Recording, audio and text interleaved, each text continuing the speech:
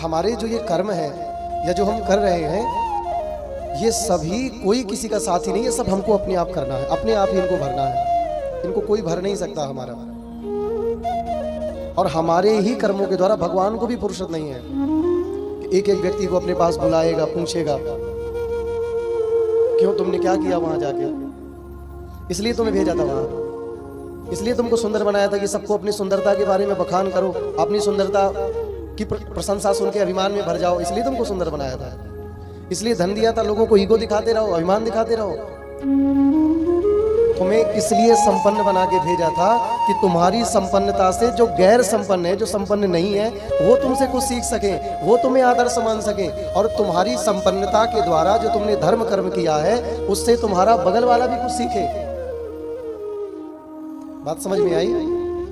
ठाकुर जी मानव को संपन्न इसलिए नहीं बनाते हैं कि वो अपना अभिमान करे, अपनी तारीफें सुने। संपन्न इसलिए बनाते हैं और बुद्धि भी इसलिए देते हैं, उच्च कुल में जन्म इसलिए देते हैं कि तुझे सब कुछ श्रेष्ठ दे रहा हूं, और ये सब पाके तू ऐसे आचरण करना, ऐसा धर्म कर्म करना कि जिससे कई लोग तुझसे सीख ले, तुझे अपना आदर्श माने, और वो भी धीरे धीरे भगवत भक्ति में परायण होने लगे। इसलिए ठाकुर जी संपन्न बना के भेजते हैं।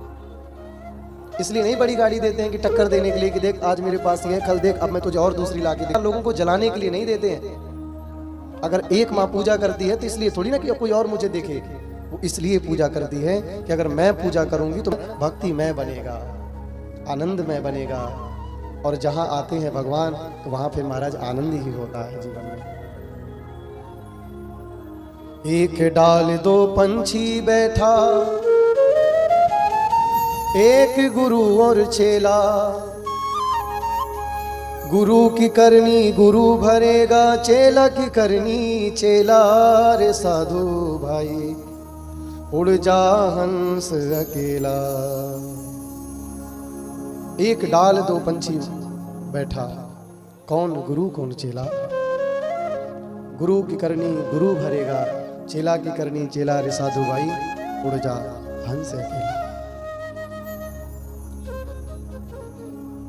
मैं बार बार इसीलिए निवेदन करता रहता हूं कि कहीं आप भटक मत जाना, क्योंकि ये जो बीच में हम लोग बैठे हैं और हमारा मन ये इतना पापी है कि इसको कितना भी तुम सत्संग सुना लो, लेकिन ये बार बार महाराज पाप कर्म के लिए भगता है।